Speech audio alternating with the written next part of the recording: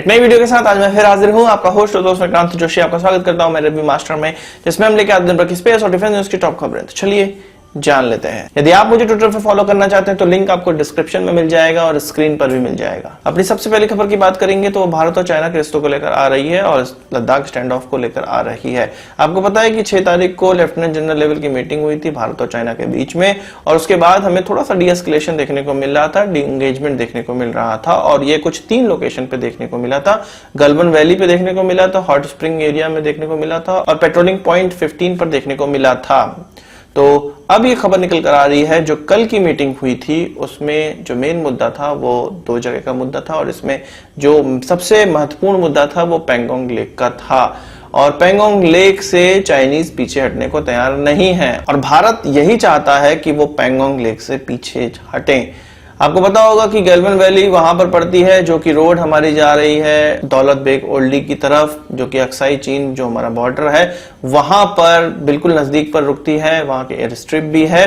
तो गलवान वैली हमेशा से भारत का ही हिस्सा रहा है, तो वहां से चाइनीज ट्रूप 2-2.5 किलोमीटर पीछे हट गए। ये हम लोगों ने पहले ही सुना हुआ है, पर ये जो पैंगोंग लेक वाली जो किस्सा हुआ है उसके बाद थोड़ा सा गर्मा गर्मी चाइना के और भारत के बीच में बढ़ती नजर आ रही है। वो गर्मा गर्मी क्यों बढ़ती नजर आ रही है, क्यों कह रहा हूं मैं, क्योंकि जैसे कि मैंने आपको बताया चाइना यहां से हटने को तैयार नहीं हो रहा है, और क्यों नहीं हटने को तैयार हो रहा है अभी आगे हम बात करेंगे। पर पहले गर्मा गर्मी की बात करते हैं। भारत ने जितना भी LAC पर महत्वपूर्ण लोकेशन है, चाहे वो सिक्किम में हो, चाहे हिमाचल प्रदेश में हो, उत्तराखंड में हो, अरुणाचल में हो, इन सभी बॉर्डर पे आज की खबर निकल कर आई है कि अपने कॉम्बैट रेडीनेस के साथ ट्रूप्स को डिप्लॉय किया है, फाइटिंग पोजीशन में डिप्लॉय किया है, और एग्जैक्ट शब्द आप कह सकते हैं कॉम्बैट फॉर्मेशन में यहां पर डिप्लॉय हो चुके हैं ट्रूप्स सारी जगहों पे। इसके अलावा छोटी आर्टिलरी का भी इस्तेमाल यहां पर किया जाएगा, उसको भी डिप्लॉय किया जा रहा है। तो एक तरह से इसको आप प्रेशर बिल्डिंग टैक्टिक्स भी कह सकते हैं, और यह इसलिए किया जा रहा है, उन लोकेशन पे किया जा रहा है जहां पे चाइनीज हेलीकॉप्टर देखने को मिले थे। कब मिले थे कि लगभग मई से भी कुछ दिन पहले चाइनीज हेलीकॉप्टर देखने को मिले थे, जो कि भारतीय सीमा में घुस जा रहे थे। तो इन सब लोकेशन पे अपनी जो गश्त है वो भारत बढ़ाना चाहता है, और एकदम कॉम्बैट रेडी होके वहां पर अपने ट्रूप को रखना चाहता है। तो ये इन लोकेशन को ही क्यों चुना गया जहां पर हेलीकॉप्टर का इंट्रूजन हुआ था, जहां पर हेलीकॉप्टर घुसे थे, वो इसलिए कि लद्दाख में भी जो अभी हमें घुसपैठ देखने को मिल रही है, वो घुसपैठ इससे पहले जब शुरुआत हुई थी तभी ऐसा कुछ लोग कह रहे हैं। लिंक आपको डिस्क्रिप्शन में मैं दे दूंगा एक वीडियो का, उसमें यह बताया जा रहा है कि अप्रैल के समय ही भारत को आगाह कर दिया गया था, अमेरिका ने आगाह कर दिया था कि चाइना इस तरह की हरकत कर सकता है, और सैटेलाइट इमेजेस के साथ आगाह किया था। पर फिर भारत रशिया की तरफ गया। भारत इन द सेंस जो हमारे ब्यूरोक्रेट्स हैं या जो भी आला अधिकारी ऊपर बैठे हुए हैं वो रशिया की तरफ गए, वहां से कंफर्मेशन लिया। रशिया ने ये कंफर्म किया कि चाइना इस प्रकार की कोई हरकत नहीं करेगा, कोई टेंशन लेने वाली बात नहीं है। पर यहां पर हरकत देखने को मिली, और ये वीडियो कितनी सही है कितनी गलत है मैं इस पर कुछ नहीं कहना चाहूंगा, पर जो लोग आपस में बात कर रहे हैं वो काफी आला अधिकारी रह चुके हैं।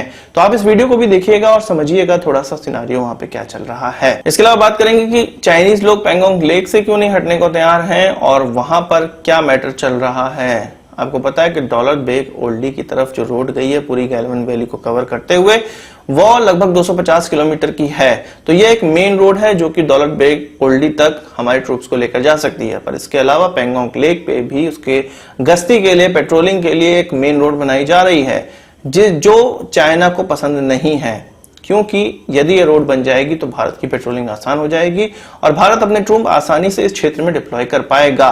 पर अभी तक वो डिप्लॉय नहीं कर पाता है क्योंकि यहाँ पर रोड अच्छे से नहीं बनी हुई है। तो यहाँ पर अगर चाइना पीछे हट जाता है तो पैंगोंग लेक पर भारत का प्रभुत्व या भारत की जो स्थिति है वो लगभग चाइना के बराबर हो जाएगी, इसलिए वो इस क्षेत्र को छोड़ना नहीं चाह रहा है। इसके अलावा मैंने आपको बताया जो LAC पर जो ट्रूप्स पूरे डिप्लॉय हो चुके हैं वो इस कारण से भी हो सकते हैं कि यदि चाइना कोई इंट्रूजन करने का प्रयास करे, अंदर घुसने का प्रयास करे, तो उसको हम लोग रोकें और चाइना पे चाइना के जब हम सर पे चढ़ जाएंगे तब जाके वो जब बातचीत की टेबल पे आएगा तो वहां पर प्रेशर बन सकता है। तो ये तो खबर का एक हिस्सा हुआ कि मिलिट्री क्या कर रही है, एक्सटर्नल मिनिस्ट्रीज क्या कर रही हैं, वो बयान दे रही हैं। भारत के एक्सटर्नल मिनिस्ट्रीज और चाइना की एक्सटर्नल मिनिस्ट्री दोनों ने बयान ये दिया है कि इंगेजमेंट चल रहा है, आपस में बातचीत हो रही है और शांतिपूर्वक इसको रिजॉल्व कर लिया जाएगा और दोनों साइड इसको शांतिपूर्वक रिजॉल्व करना चाह रहे हैं और धीरे धीरे इस पर काम हो रहा है।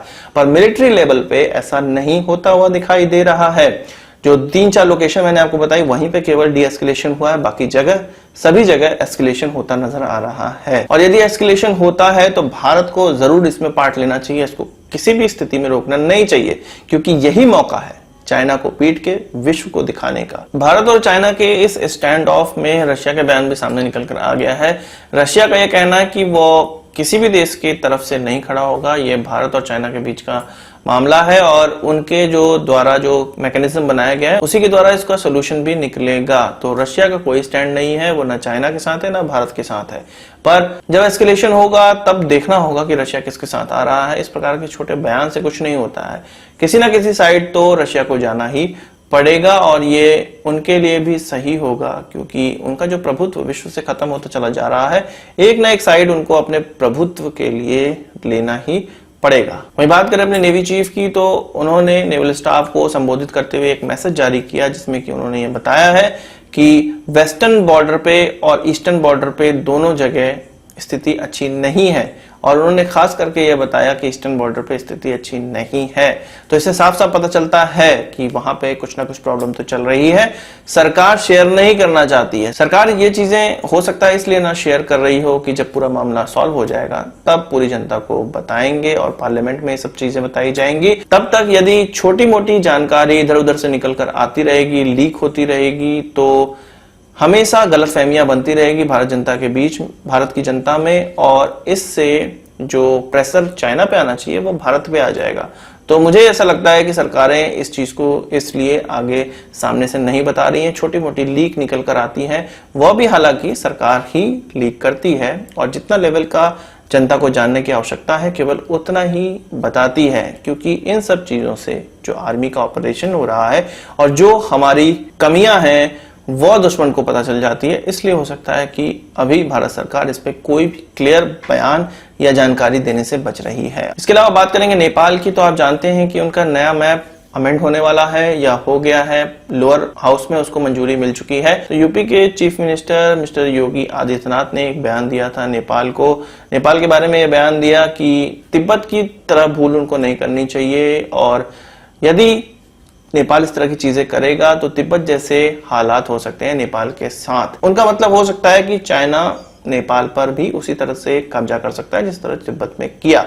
तो उनके प्राइम मिनिस्टर ने कहा है, नेपाल के प्राइम मिनिस्टर ने कहा है कि योगी आदित्यनाथ को बीच में नहीं पड़ना चाहिए, वो केंद्र सरकार नहीं है और केंद्र सरकार को उनको ये समझाना चाहिए कि वो सही से बयान दें और इस तरह की जो बयान है वो नेपाल के हित में नहीं है और वो किसी भी तरह से केंद्र सरकार को रिप्रेजेंट नहीं करते हैं। इसके अलावा उन्होंने ये भी कहा है कि ये जो मैप वाला मुद्दा है वो भारत के साथ मिल बैठ के ही और फ्रेंडली वे में ही सॉल्व होगा, इसके अलावा कोई भी तरीका इस्तेमाल नहीं किया जाएगा। वही हमारे प्राइम मिनिस्टर ने फिर से वही चीज कही है, आत्मनिर्भर भारत के तहत बाहर से हथियार नहीं खरीदे जाएंगे, पर यहाँ पर थोड़ा सा पेच है।